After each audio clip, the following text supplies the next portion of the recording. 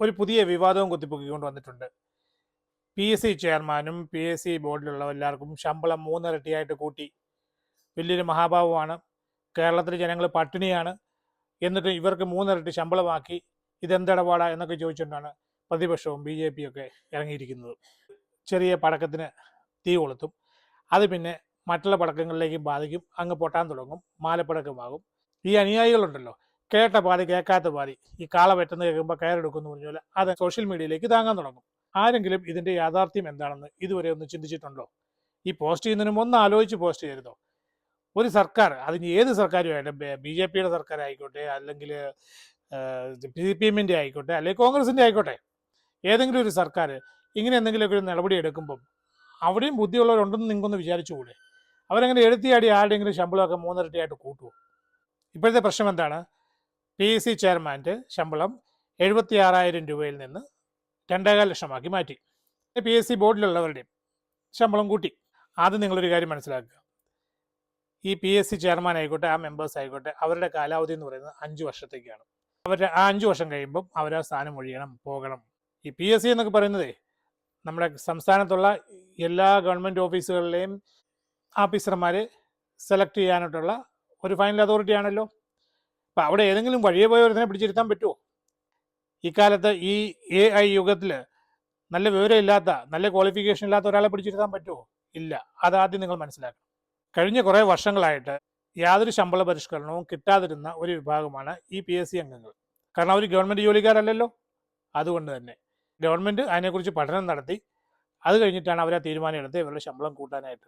അല്ലാതെ വെറുതെ ഒരു വിവാദം പൊക്കിക്കൊണ്ട് വന്നിട്ട് അതിനകത്ത് തലവെച്ച് കൊടുക്കാനല്ല. അതാദ്യം മനസ്സിലാക്കുക. യൂണിയൻ പബ്ലിക് സർവീസ്, അതായത് ഡൽഹിയിലുള്ളത്, സെൻട്രൽ ഗവൺമെൻറ് കീഴിലുള്ളത്, അവിടുത്തെ ചെയർമാൻ്റെ ശമ്പളം എത്രയാണ് നിങ്ങൾക്കറിയോ? 2.5 ലക്ഷം രൂപയാണ്.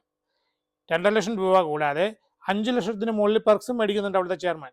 ഇപ്പോഴത്തെ UPSCയുടെ ചെയർമാൻ എന്ന് പറയുന്നത് റിട്ടയർഡ് IAS ഓഫീസറാണ്. ഈ ചെറിയ ശമ്പളം കൊടുത്തുകൊണ്ടിരുന്നാലേ വിവരമുള്ളവരാരും ആ കമ്മിറ്റി വന്ന് ഇരിക്കത്തില്ല. പിന്നെ പൊതുവെ ഒരു തോന്നലുണ്ട്, ഒരു പറച്ചിലുണ്ട്, ഈ PSCയിൽ വരുന്നവരൊക്കെ വൻതോതിൽ കൈക്കൂലി മേടിക്കുന്നവരാണെന്നൊക്കെ. അതൊക്കെ ഓരോരുത്തരും ഉണ്ടാക്കിയെടുത്തിരിക്കുന്ന ഒരു ഹൈപ്പാണ്. ആ ചിന്താഗതി ആദ്യം മാറ്റുക. അവിടെ ഇവിടെയൊക്കെ എക്സെപ്ഷണലായിട്ട് 1-2 കേസുകളൊക്കെ വന്നിട്ടുണ്ടായിരിക്കാം. എന്ന് കരുതി അവിടെ ഇരിക്കുന്നവർ മുഴുവൻ PSCയുടെ ബോർഡിലെ കസേരയിൽ കയറി ഇരുന്നിട്ട് ഇങ്ങോട്ട് കാശ് വാരിക്കൊണ്ട് വീട്ടിൽ പോകാൻ വന്നിരിക്കുന്നവരല്ല. രണ്ടാമത്തെ കാരണം, ഗവൺമെൻറ് പാവപ്പെട്ടവൻ്റെ വോട്ട് കൊണ്ട് രൂപീകരിച്ച ഈ ഗവൺമെൻറ് അത് ജനങ്ങൾക്കെതിരായിട്ട് ഒന്നും ചെയ്യില്ല. ദയവായിട്ടൊന്ന് മനസ്സിലാക്കുക. ഈ PSC എന്ന് പറയുന്ന ആ ബോർഡിലേക്ക് വിവരവും എക്സ്പീരിയൻസും ഒക്കെയുള്ള നല്ല കഴിവുള്ള ആൾക്കാർ വരണം. അതിനു വേണ്ടിയിട്ട് ചെയ്തൊരു നടപടിയായിട്ടും കൂടെ കൂട്ടുക. ഇപ്പോൾ ഇങ്ങനെ ഒരു ശമ്പള വർധനവ് നടത്തിയെങ്കിൽ ഇത് കേരളത്തിൽ മാത്രമല്ല. അങ്ങനെ പറയുന്നുണ്ടെങ്കിൽ അത് ഈ BJPയും കോൺഗ്രസും ചേർന്ന് നടത്തുന്ന വെറുതെ ഒരു ന്യൂസ് മേക്കിംഗ് ആണ്. ഞാൻ UPSC ചെയർമാൻ്റെ കാര്യം, അവിടുത്തെ ബോർഡ് മെമ്പർമാരുടെ ശമ്പളത്തിൻ്റെ കാര്യം ഞാൻ പറഞ്ഞു. ഇതുപോലെയൊക്കെ തന്നെ മിക്കവാറും എല്ലാ സ്റ്റേറ്റുകളിലും നല്ല ശമ്പളമാണ് വാങ്ങിക്കുന്നത്. നല്ല കഴിവുള്ള റിട്ടയർഡ് ഓഫീസർമാർ, ഈവൻ IAS ഓഫീസർമാർക്ക് വരെ ഈ PSC ബോർഡിലേക്ക് വരാനുള്ള ഒരു ഇൻട്രസ്റ്റ് കൂടെ വരണ്ടേ? അതിന് ചെറിയ ശമ്പളം കൊടുത്തുകൊണ്ടിരുന്നാൽ മതിയോ? അപ്പോൾ നമ്മുടെ സർക്കാരിൻ്റെ ശ്രമം ഓവറോൾ വരുന്ന വർഷങ്ങളിൽ ഈ PSCയുടെ നിലവാരം ഉയർത്തുക എന്നുള്ളതാണ്. PSC ചെയർമാൻ റിട്ടയർഡ് IAS ഓഫീസറാണ്. നമ്മുടെ കേരളത്തിലെ PSC ചെയർമാൻ ഒരു റിട്ടയർഡ് IAS ഓഫീസർ വന്നിരുന്നാൽ നമുക്കത് അഭിമാനമല്ലേ ഉണ്ടാക്കത്തുള്ളൂ. എല്ലാത്തിനും ഇങ്ങനെ കുറ്റം കണ്ടുപിടിക്കാതെ. കുറ്റം കണ്ടുപിടിക്കാനാണ് എനിക്കുകൊണ്ട് ഒരുപാട് പറയാനായിട്ട്. ഇൻ്റർനെറ്റിൽ ഒന്ന് പോയി ചെക്ക് ചെയ്ത് ഗുജറാത്തിലോ അല്ലെ രാജസ്ഥാനിലെ സർക്കാരുകൾ അവിടെ PSC ചെയർമാനോ അല്ലെ PSC ബോർഡ് മെമ്പേഴ്സിനോ എത്ര ശമ്പളം കൊടുക്കുന്നു നോക്കിയേ, തപ്പി നോക്കിയേ, കിട്ടില്ല. അത് അൺഡിസ്ക്ലോസ്ഡ് ആണ്. ചില റിലയബിൾ സോഴ്സുകളെ കൂടി ഞാൻ അന്വേഷിച്ചപ്പോൾ എനിക്ക് നല്ല പരിചയമുള്ള, നല്ല ബന്ധമുള്ള ചില ഓഫീസർമാരൊക്കെ ഗുജറാത്തിൽ വർക്ക് ചെയ്യുന്നുണ്ട്. അവരെന്താ പറഞ്ഞെന്നറിയോ? 2 അക്കൗണ്ടിൽ നിന്നാണ് ഇവർക്ക് ശമ്പളം വരുന്നതെന്ന്. അങ്ങനെ പോലും ഡിസ്ക്ലോസ് ചെയ്യാൻ താല്പര്യമില്ലാത്ത ഒരു ഗവൺമെൻറ്റാണ് ഗുജറാത്തിലുള്ളത്. അതിന് ഏത് പാർട്ടിയുടെയാണെന്ന് ഞാൻ എടുത്തു പറയേണ്ട ആവശ്യമില്ലല്ലോ.